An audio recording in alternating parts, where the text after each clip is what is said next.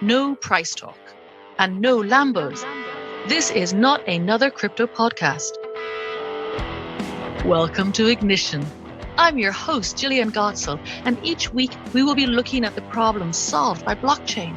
I'll be going deep with the people building the apps and communities which are changing the world around us. Hello and welcome to the EOS Dublin podcast called Ignition with me, Jillian Godsil. Now today I don't have our average guests on board, certainly not average. By the end of the call you'll understand why. His name is Lucien Zell and we've decided his title is a 21st century troubadour and lover of change. You're not contradicting, no good.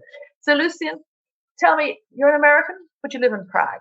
How come? Yes. Well, I think that I like to say that the only nation that I'm patriotic to is the imagination. That's my real nation. But at the same time, I think, any artist is a foreigner, and you're always going to be a foreigner wherever you are. And in your own society, you're going to be kind of a foreigner/outsider. Some strange way, I think you get a more intimate connection with people in a place where you're recognized as being a foreigner. People don't have the same chains of expectations that they're able to encircle you with. Okay, and you like Prague? I mean, how come you ended up there as opposed to any other country? I actually love Prague. I mean, Nietzsche said that when I search for another word for music, the only word I find is Venice. And when I search for another word for mystery, the only word I find is Prague. I just feel like Prague is so redolent of mystery on so many levels. Also, of course, as a poet, I have to be a lover of paradox. And I like the fact that Prague is both a very ancient, society. You can see Gothic buildings dating from the 10th or 12th century. At the same moment, we're going to be celebrating our 30th birthday as a country in Czech Republic just this November. So I like that paradox. It's a young and old place. It's full of stories. And, of course, visitors to Prague get a bit of that, But when you live here and you immerse yourself in the poetry of the streets, you get to know that it's a very deep phenomenon. It's not just a city that's visitable. It's actually very livable. As you live in it, you discover more and more nuances that add to the poetry of the experience. Can I ask you a question? Since you brought it up there, the Czech Republic is only 30 years old, and I was quite so young. Do you think, as you've been an outsider and a foreigner living in the Czech Republic now for many years, do you think the new nation that was formed 30 years ago, is that a continuation of the peoples who were there before, or are there new aspects to the Czech Republic? Well, just like any society, it's a palimpsest. I don't know if you know the term palimpsest, but it refers to parchment that they used in the ancient world, where you have to rub away some of the previous writing in order to create, a space for new writing. And you'd see this ghostly underlayer of the former writing kind of bleeding through like this, like writing through fog. And I like that term palimpsest. And I think any society is a palimpsest. You have multiple generations coexisting. But in Czech Republic, of course, those layers of generations are more pronounced. For instance, you have a very clear layer of people who were born under the communist time, born early enough, let's say, to have lived in it and to have had their consciousnesses shaped by it. And those people, for instance, they were raised learning Russian as a second language. And, so they learned Russian. Weren't so many people who were even allowed to speak English. And now you have this, new generation of young people where English is very popular. I would say that that's been one of the most dramatic increases in terms of knowledge in the country, has been the growth of English as a strong second language. And, I think that the new generation that's coming up, of which I am, also hopefully contributing to their development, they're marvelous. I love their sense of curiosity about the world, a sense of vitality. It's a bit of a metaphor, but and maybe stretching the metaphor a little bit, but I do believe the Iron Curtain formed a kind of cocoon around these formerly Soviet bloc countries. And in that cocoon, which was, of course, constricting, developed a bit of a butterfly. And butterfly, in this case for me, in part has that kind of nuanced curiosity about what can be. And, let's face it, a lot of Western Europe, America, Canada, they're quite jaded. The people have had so much consumerist onslaught, the air-conditioned nightmare, as Henry Miller described it. And Czech Republic and some of these former Eastern Bloc countries, they never had that. They didn't have that inundation of commercialism over decades. So in a way, you could say they're behind. They're a bit retro. Again, a famous thought is that future is here now. It's just not evenly distributed yet. I think the present is also not evenly distributed yet. And the past is not evenly distributed. Nothing is evenly distributed. I think that the people here rising out of the ashes of the former communist system, I think they're a bit of a phoenix nation, of a butterfly nation, and I feel good to contribute to this kind of society. That is very interesting. So tell me, Lucien, what's your first love, music or writing? Wow, that's I think they came to me as Siamese twins. I feel like they're each one wing of the same bird for me. And, of course, I've also had to recognize that there's a distinction to be made between poetry and music, even in the lyrics that you write for music, as opposed to lyrics that should, in a sense, fly off the page in a poem. So my metaphor for this is that consider any form of literature a form of transport. It should actually take you from one place that you started at to a different place by the time you finish it. Now, in the case of poetry, I believe that the poem on the page should do that journey just in the reading of it. Just like stepping onto a bicycle and gliding down the street, or stepping into a car that just takes off and takes you somewhere. Lyrics for a song, it's more like a boat. And the boat without water isn't going to take you very far. So in this case, the water is the music, and that's what's going to float the boat downstream and really carry you on a voyage. So a simple example of that, if you read the words of Leonard Cohen's Suzanne, it's okay. I mean, it's good. It's interesting. I touched her perfect body with my mind, or this, she touched my perfect body with her mind. Okay, it's a nice line, but let's face it, it doesn't exactly transport you until you hear it set to music, sung by Leonard Cohen or perhaps another interpreter. That's when that becomes a transformative experience, a transporting experience. So going back to your writing then, starting there, that Siamese twin, you've written poetry, but also some novels as well, am I right? Yes. Do you want to tell me about the most recent novel you've written? Sure. My most recent novel is called The Rabbi of Auschwitz. That's the one. That's the one I want to talk about. The title alone is amazing. Thank you so much. Well, it's a kind of divisive title, or I think it's going to be a contentious title. I think anytime you put the word Auschwitz into a title, it already has so many connotations for people. And for me, it's a very ugly term as well. But that's why, in a way, even just in the title, being the rabbi, which should be, a kind of pillar of wisdom or a character of conveying sacredness, and putting it next to this very profane word, it's already, in a sense, such a living, pure contradiction. But in the case of my novel, The Rabbi of Auschwitz, I'm dealing with the first female rabbi in history. And it's actually based on a true story. Yes, that's right. That's right. Is it fiction or nonfiction?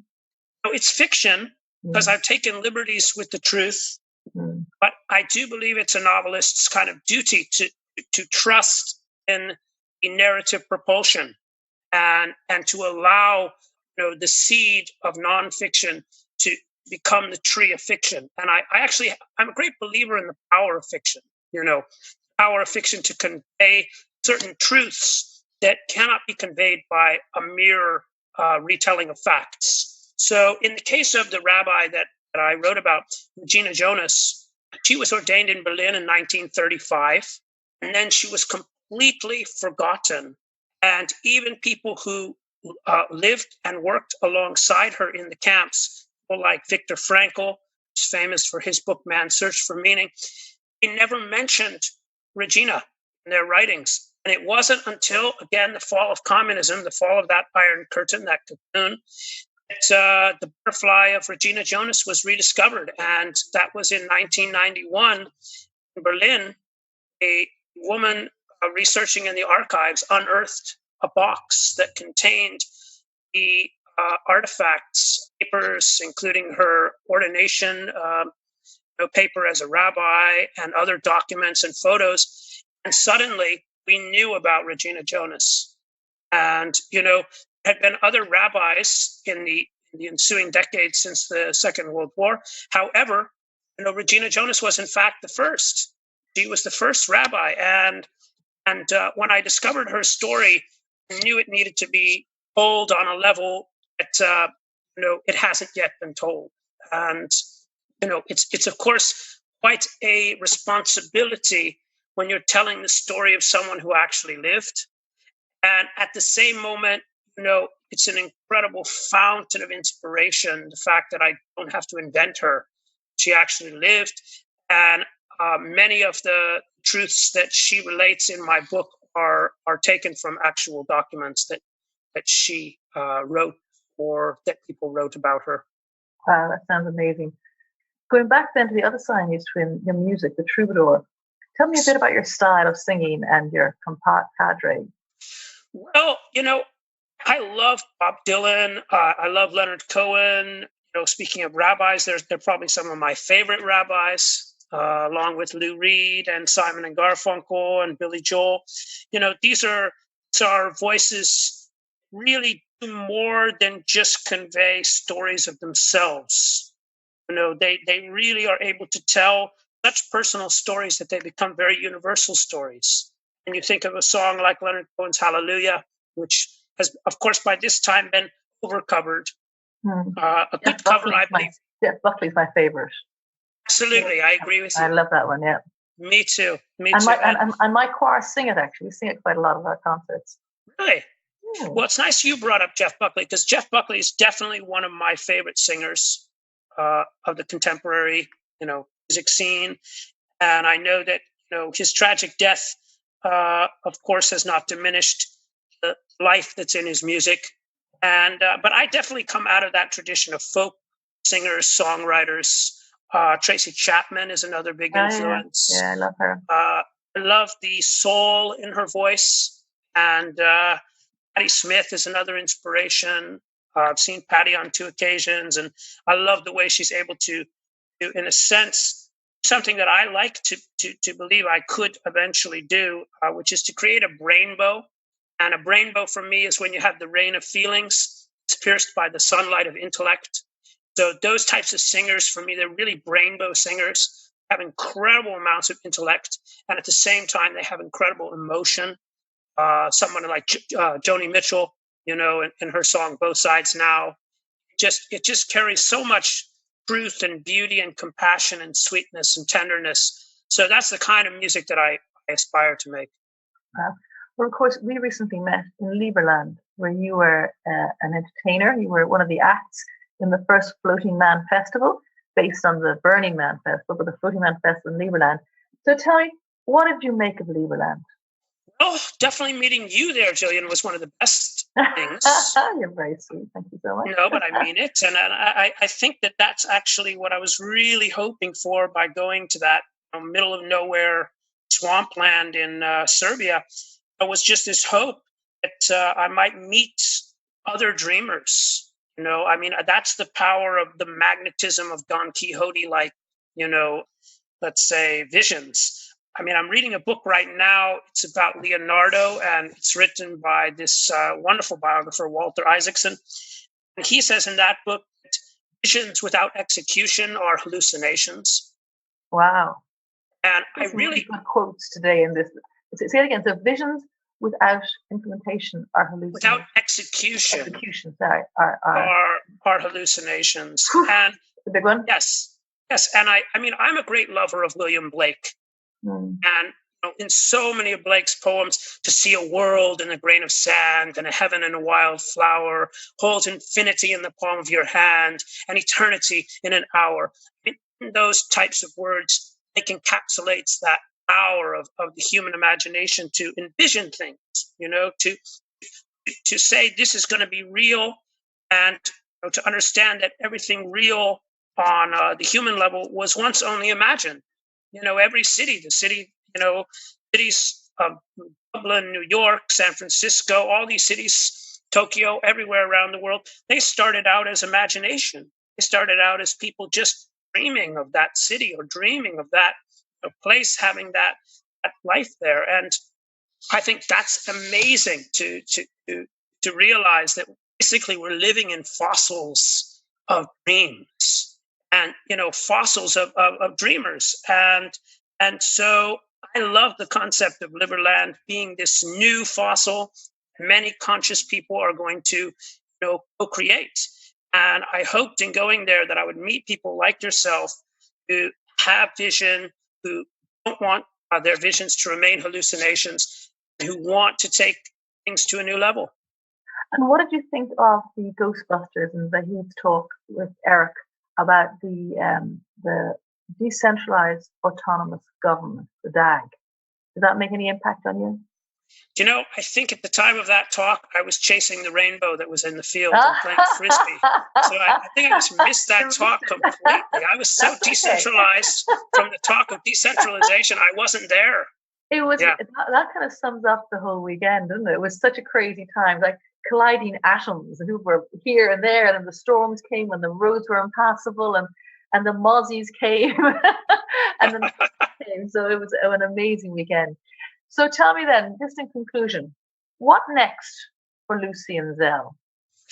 Well, I have gardens, I would say, of little seeds that I'm slowly watering, and I'm hoping they're going to flower. So one of those flowers that I hope to make real is going to be a Central European Literature Festival. So, better to light a candle than to curse a darkness is a good cliche. And I really want to combat, the nationalism that's growing throughout Europe at the moment, especially in this region. And to have a Central European Literature Festival where we draw together many different voices from the region, both, those people who are born in these countries and drawing from some of the expatriate community. I would like to have let's say about 25% of the festival dedicated to people who are writers who are living in a country different from the country in which they were born. So that would be a condition. And therefore, they would be like these moving centers, because that's the name of the festival, Moving Center. And that's going to be both, playing on the fact that we're doing Central Europe as a region, and the idea that the center, to be vital, has to move. The center cannot just be stasis. And that's one of the projects. Of course, I'm hoping to get my own music, project into the air. I released an album this year called Fall Into Flight on CD Baby. And I'm hoping that more and more people are going to somehow gravitate to the music and listen to it. And I'll start touring with the band and, giving more concerts, become my own moving center. Also, of course, I'm hoping that the Rabbi of Auschwitz finds a publisher, and that this book, ultimately raises a lot of questions. The novel starts with an argument and it ends with a conversation. And that's exactly what I hope the book achieves in people's lives. They're able to create, as the great, poet of your country, Yeats said, we make out of the arguments with others rhetoric, out of the arguments with ourselves poetry. Although I might have just, given that great phrase of Robert Frost to Yeats. I'm not sure which one of them said it. I can't help you there, sorry. I was nodding my head going, very good.